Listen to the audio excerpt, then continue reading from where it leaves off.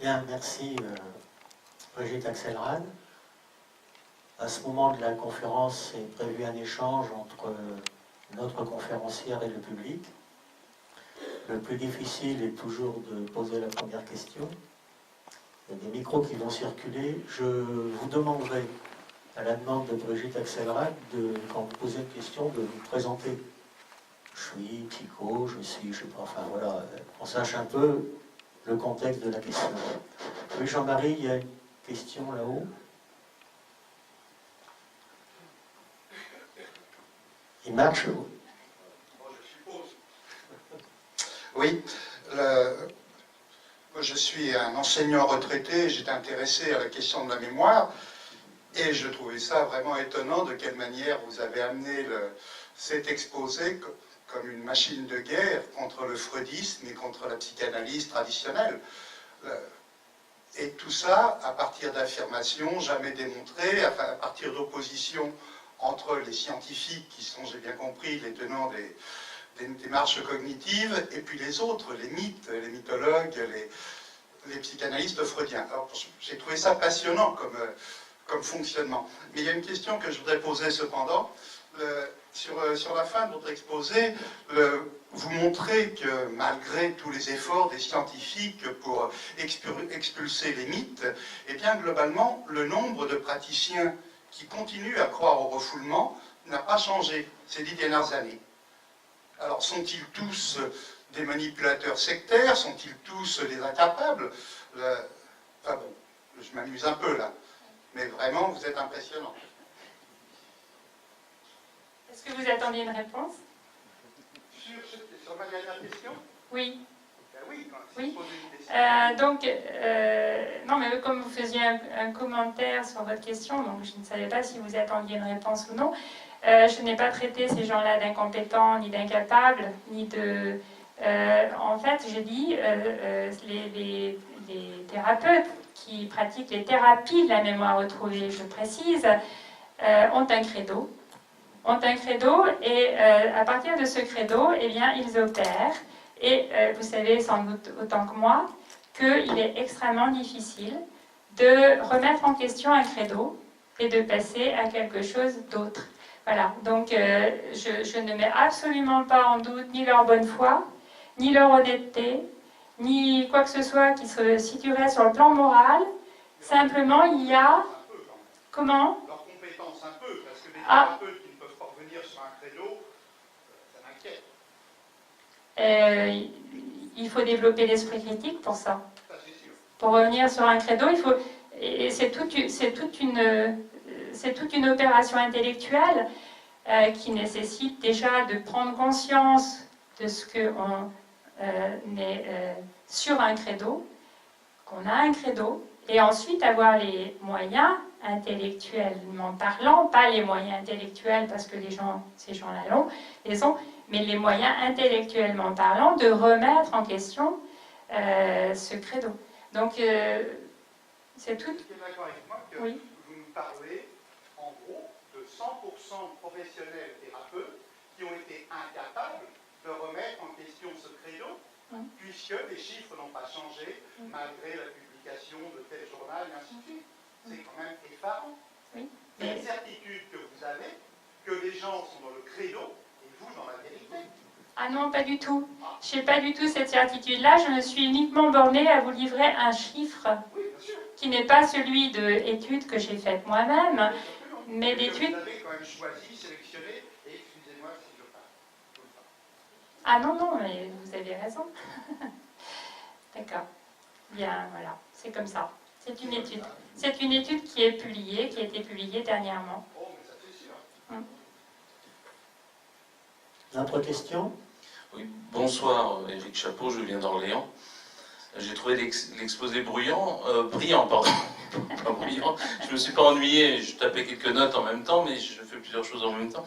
Je voulais dire 2-3 choses qui me semblent essentielles. Moi, je suis médecin, je dirige le centre de dépistage et de diagnostic des infections sexuellement transmissibles et du sida à Orléans. Je dirige le centre de vaccination courante. Je fais aussi du journalisme de temps en temps pour le Canard enchaîné, des fois pour Mediapart ou d'autres journaux. Je suis éditeur, j'édite des ouvrages pour les patients.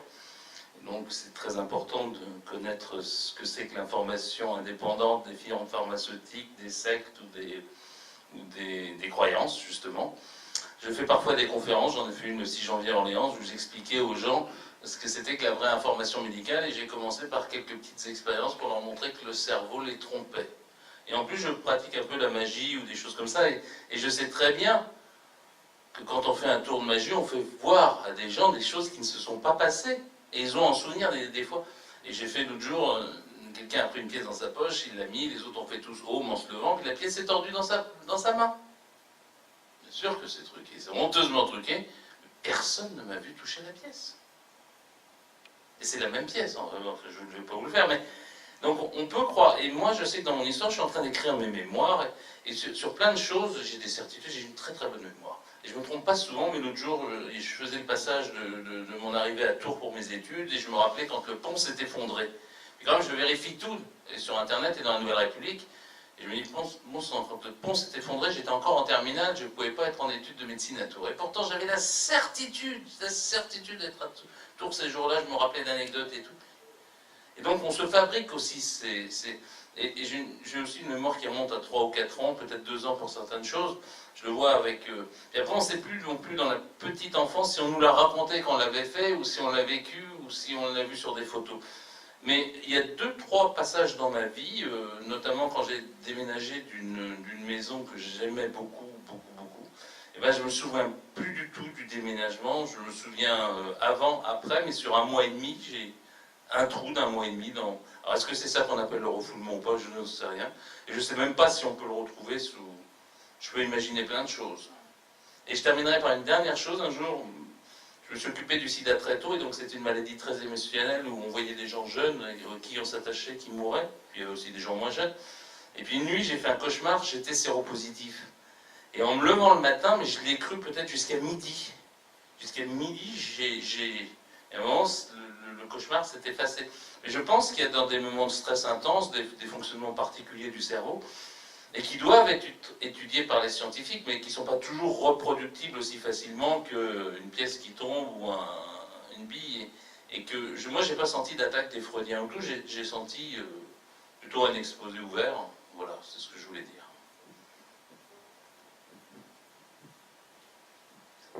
Une question?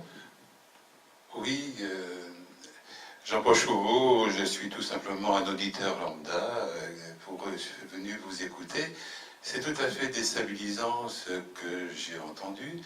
Et la question principale que je me pose, c'est la prévention. La prévention, cette prévention peut-elle se faire au moment de la formation, je ne sais pas, première, universitaire, je ne sais pas, peut-être que l'information également n'est pas suffisante, les médias pourraient peut-être, je dirais, forcer la main, si vous permettez, parce que c'est quand même énormément grave, on parle de faux souvenirs, moi j'aurais tendance à dire qu'on est dans le cas de conscience violée, tout ça d'une manière très directe, et c'est vraiment très inquiétant.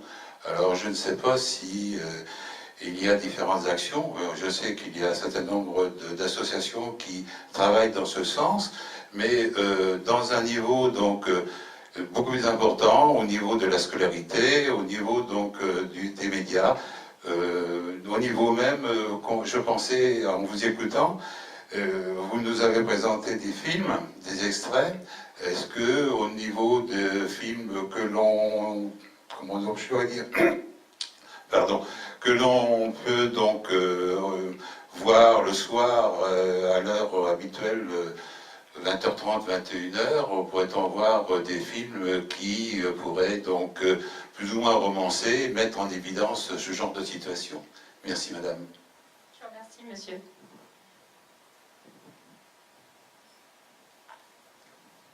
Donc mon idée sur comment prévenir l'évolution, le développement de ce phénomène, ça serait, bon, peut-être la solution que vous donnez, ça serait une des solutions, mais il me semble que qu'il faudrait, c'est pouvoir développer l'esprit critique. Et c'est ce qui est d'ailleurs fait un peu plus actuellement.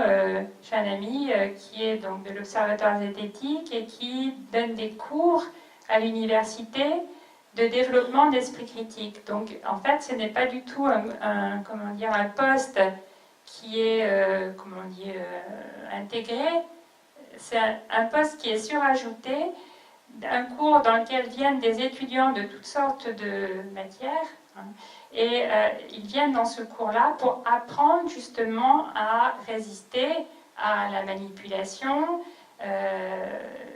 arriver à se faire un jugement personnel fondé sur les choses.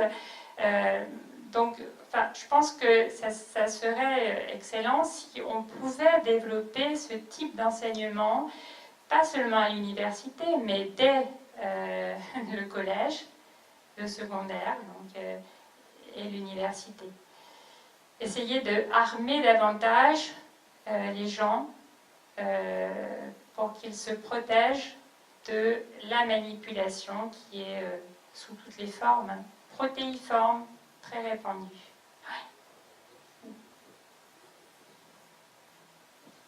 Oui, bonjour, Christian Champion, je suis aussi un auditeur lambda. Vous posiez la question comment prévenir. En guise de boutade, j'ai envie de dire tout simplement en évitant la fréquentation des psychothérapeutes. Ça me saute aux yeux. Et plus sérieusement, je souhaiterais savoir si ces faux souvenirs peuvent être générés, induits, mis en place par d'autres personnes, d'autres acteurs que ces psychothérapeutes. Vous voulez dire des gens qui vont s'auto-proclamer? Non. Pas obligatoirement dans une démarche consciente, oui. Tout simplement par le jeu des relations qu'on entretient avec les uns et les autres. On peut l'imaginer inconsciemment ou consciemment de la part d'un bricoleur, j'ose dire. Bien sûr que c'est possible.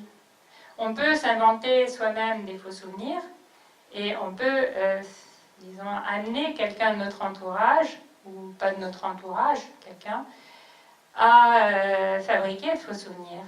Bien sûr. La mémoire, justement, c'est, je l'ai dit, malléable, extrêmement fragile. Un peu, donc, cette métaphore que j'apprécie de Elisabeth Loftus qui dit qu'elle est comme une page de Wikipédia. C'est-à-dire que cette encyclopédie à laquelle tout le monde peut participer, la mémoire, c'est pareil. Vous pouvez la modifier, d'autres peuvent la modifier. Voilà. Mais ce qui m'avait beaucoup intéressé dans les études, dans la recherche d'Elisabeth Loftus aussi, c'est cette enquête qu'elle avait fait justement sur les gens à propos du propanolol, qui est un médicament qu'on peut donner après un événement traumatisant et qui atténue les souvenirs des gens. Et en fait, ce qui l'intéressait, c'était de savoir si les gens avaient envie qu'on intervienne sur leur mémoire pour leur éviter des souvenirs traumatisants. Et la grande majorité des gens ne sont pas du tout disposés à ça. Donc, ils tiennent à leur mémoire telle qu'elle est, même faite de faux souvenirs, de vrais souvenirs, malléables, etc. Je vais peut-être prendre la parole pour expliquer pourquoi nous avons organisé cette conférence. Je ne rentrerai pas dans le débat, Freud, psychanalyste ou autre. Je n'ai aucune compétence pour tirer des conclusions sur l'échange qu'il y a eu, le premier échange qu'il y a eu tout à l'heure. Simplement, je voudrais, au nom de l'association, témoigner de quelques petites choses. Parce que vous parlez des faux souvenirs induits, mais quand ils sont révélés, quand on sait de quoi ils retournent.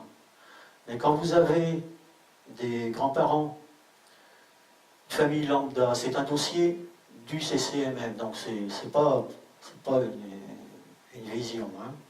Il y a quelques années, des grands-parents nous sollicitent, ils ne comprennent pas ce qui se passe. Comme dans toute famille, le week-end, papy, mamie vont voir les enfants ou l'inverse, et il y a les petits-enfants dans ce cadre familial. Un beau jour, papy et mamie vont voir leur fille, leur gendre et les 3 petits-enfants de mémoire. Ils sont accueillis comme des chiens dans un jeu de quilles.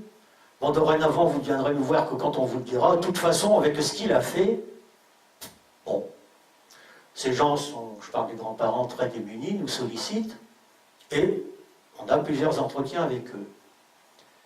Et là, on apprend que la jeune femme en question, qui est à l'origine du rejet de ses parents, a fait un stage, je ne vous dirai pas en quoi parce que je ne veux pas attirer l'attention et je ne veux pas donner d'indicateur.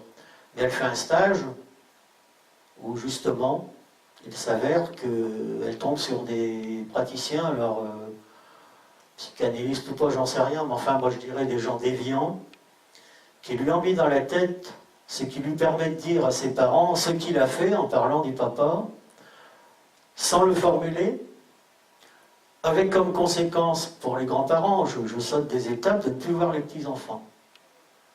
Il y a de ruptures. Vous en avez parlé, des ruptures qui sont catastrophiques suite à ces phénomènes. Alors là, le faux souvenir induit n'est pas verbalisé, mais il y a quelque chose. Là où, pour nous, c'est difficile, c'est qu'à terme de multiples entretiens, je l'ai écrit, parce que ça ne suffisait pas de le dire, j'ai attiré l'attention sur ces grands-parents qui ont des devoirs et des droits par rapport à leurs petits-enfants. Le devoir de les protéger, le droit d'aller les voir, de les recevoir. Pour sortir de cela, ils avaient une solution, un juge des affaires familiales qui aurait probablement décidé, voilà, un droit de visite ou je ne sais quoi, je ne sais comment le définir pour qu'ils voient leurs petits-enfants. Ceci dit, imaginons le contexte de la rencontre des grands-parents avec les petits-enfants dans un contexte qui aurait été judiciarisé, papa, maman, ils nous ont mis en justice, etc., etc. La conclusion de tout ça, je saute des étapes bien sûr, c'est que les grands-parents ne voient plus leurs petits-enfants. Et en plus, ils nous ont fait comprendre, bon, merci de ce que vous avez fait, mais maintenant, ça va, on arrête quoi. Je parle, moi, pas de thérapeute, forcément de psychothérapeute ou autre, je parle de gens déviants. Quant au nom de l'hypnose, qui a sans doute ses vertus en chirurgie ou autre, encore une fois, je ne suis pas médecin, mais quand une jeune femme veut arrêter de fumer, que la conséquence, c'est qu'elle s'adresse à sa maman, en lui disant ce qui s'est passé, tu dois me le dire, il faut que la vérité sorte de ta bouche, avec des conséquences où, encore une fois, ici, il y a la rupture entre la mère et la fille, entre la grand-mère et les petits-enfants. J'en parle avec quelques émotions parce que nous avons dans la salle des victimes de ce genre de faux souvenirs induits. Et en pire, ce qui est pire, c'est qu'ils ne sont pas verbalisés. Ça déglingue des familles entières. Et pour confirmer vos propos, Brigitte Axelrad, ça se développe parce que nous, on le constate. On a des gens de plus en plus qui viennent nous voir. Voilà, je voulais apporter ce témoignage, encore une fois, sans rentrer dans un débat pour lequel je n'ai pas compétence à trancher. Mais des gens déviants, ça existe, qui font des dégâts. Dans ma carrière, avant d'être à la retraite, je m'occupais d'enfants handicapés. Quand vous parliez tout à l'heure de l'extrait qu'on a vu une thérapeute, qui ose s'appeler thérapeute, qui traduit ce que la personne qui vient la voir a dans la tête et qu'elle l'écrit. J'étais confronté, pour m'occuper d'enfants handicapés, IMC, handicapés moteurs et autres, de ce phénomène de la communication facilitée, où on prend la main de l'handicapé et la personne qui se dit thérapeute, elle écrit ce que pense le gamin. Si là, il n'y a pas une arnaque, s'il n'y a pas une insulte à l'entendement, comment on appelle ça? Question suivante, si vous voulez.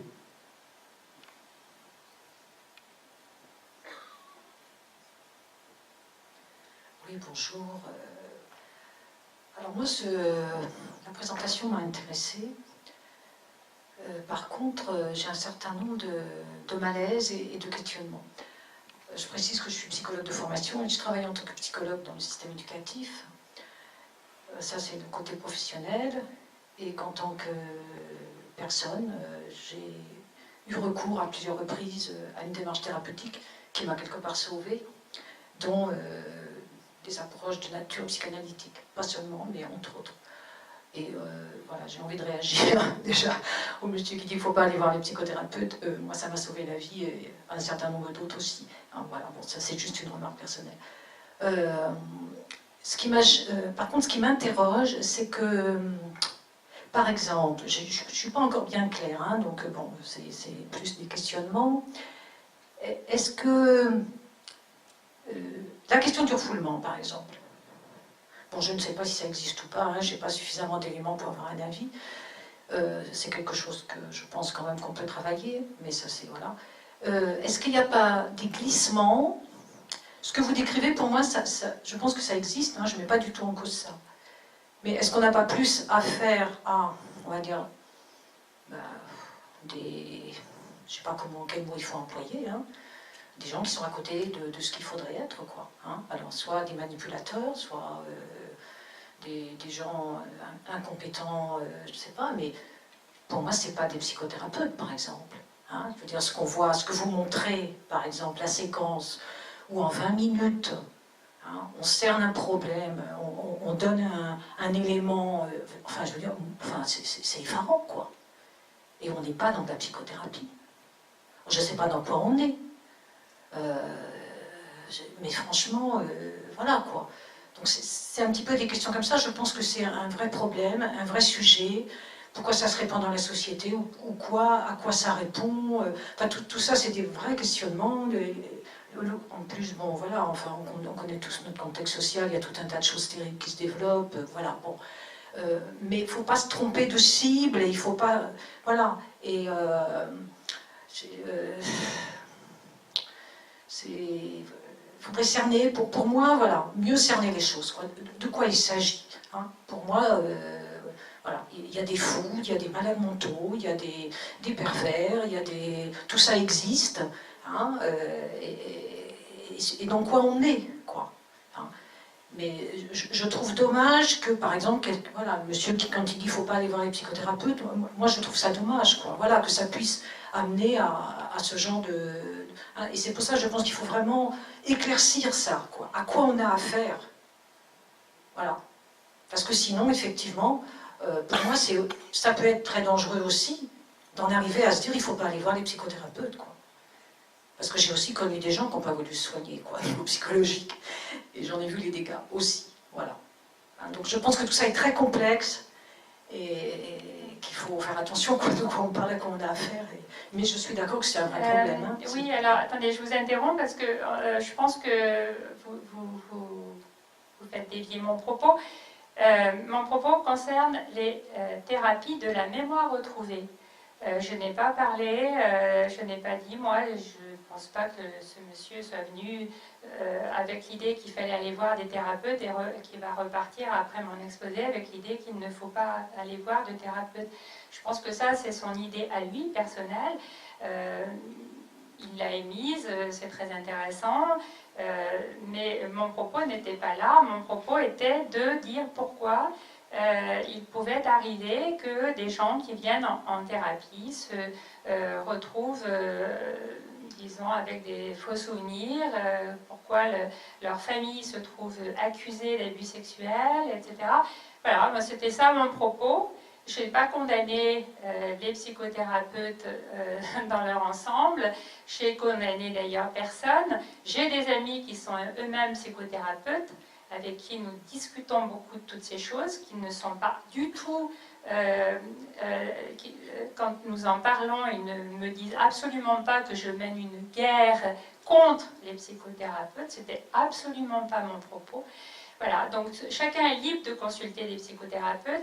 Chaque psychothérapeute fait le travail qu'il peut faire. Il arrive qu'il y ait des thérapeutes de la mémoire retrouvée. Et c'est ça qui était mon sujet. Sur un autre plan, nous sommes souvent questionnés sur telle ou telle technique. Vous abordiez le rebirth, enfin. En ce qui nous concerne, ce ne sont pas les techniques qui nous intéressent, c'est l'abus qui peut être fait de certaines techniques. Je prends l'exemple d'un tournevis, c'est bien utile pour dévisser, pour ceci ou pour cela. Avec un tournevis, on peut aussi être criminel. Bon, les techniques, c'est pas ça qui nous interpelle, c'est l'usage qui peut être fait des techniques pour endoctriner des gens, que ce soit des faux souvenirs induits, pour les manipuler, pour les enfermer dans des cadres qui sont tous sauf empreints de liberté et de respect des personnes. Bien, s'il y a une dernière question? Non?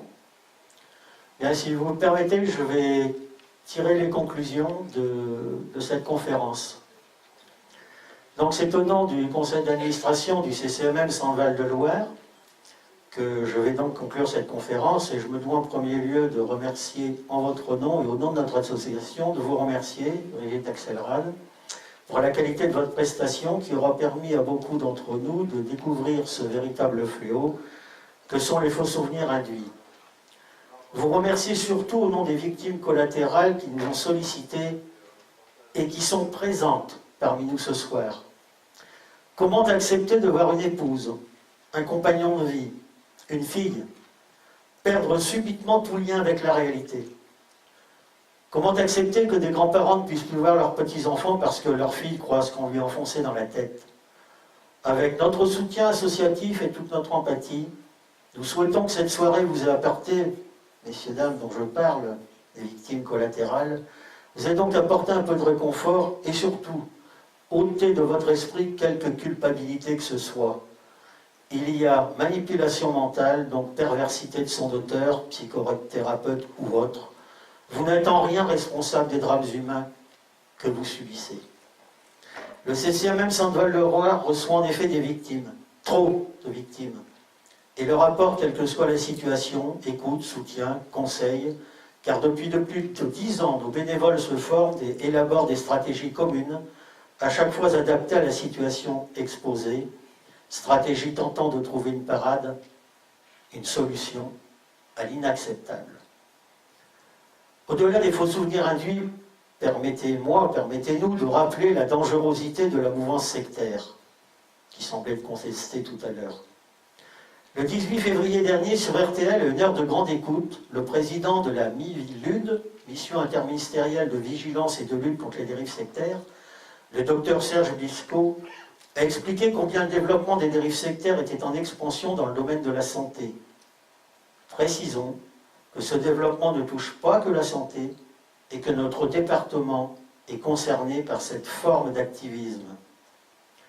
Les masques sont nombreux derrière lesquels se cache le projet politique des prosélytes de la mouvance sectaire. Jean-Pierre Jougla, président du comité scientifique de la FECRIS, Fédération européenne des centres de recherche et d'information sur le sectarisme, éclaire des enjeux politiques qui concernent ni plus ni moins que la démocratie, et je le cite. Chacun aura compris que derrière le masque de séduction et de propagande, qu'il soit religieux, éducatif, médical, de bien-être ou qu'il concerne le développement personnel, c'est de pouvoir dont il est question et de son exercice. Permettez-moi de préciser qu'il s'agit de l'exercice d'un pouvoir totalitaire, car vision sectaire et totalitarisme se rejoignent, comme l'explicite merveilleusement Hannah Arendt. Nouvelle situation, je m'en excuse, mais ça permet de comprendre un certain nombre de choses. Donc je cite Hannah Arendt. Avant de prendre le pouvoir et d'établir un monde conforme à leur doctrine, les mouvements totalitaires suscitent un monde mensonger et cohérent, qui, mieux que la réalité elle-même, satisfait les besoins de l'esprit humain. Dans ce monde, par la seule vertu de l'imagination, les masses déracinées se sentent chez elles et se voient épargner les coups incessants que la vie réelle et les expériences réelles infligent aux êtres humains à leur attente. La force de la propagande totalitaire repose sur la capacité à couper les masses du monde réel. Rapportons-nous, revenons à la spécificité du CCMM. Mensonges cohérents entre eux qui absorbent de l'esprit humain, qui pense ainsi se protéger des mauvais coups de la vie. Tromperies en tout genre, amenant leur cible à une rupture avec leur environnement. Voilà, vite dit, la stratégie sectaire de manipulation mentale et de mise sous emprise clairement identifiée. Ignorer ce projet politique qui transforme des citoyens en adeptes serait plus qu'une erreur, une faute. Lutter contre le radicalisme religieux, ô combien oui, mais s'il vous plaît, pas au prix de mésestimer les autres dangers. Il faut se souvenir induit n'en étant qu'un exemple. Quelques mots sur la situation départementale. Je voudrais remercier la municipalité de Vierzon, les administratifs, les élus, qui, cette fois-ci encore, comme à chaque fois, nous aident à la réalisation de nos actions.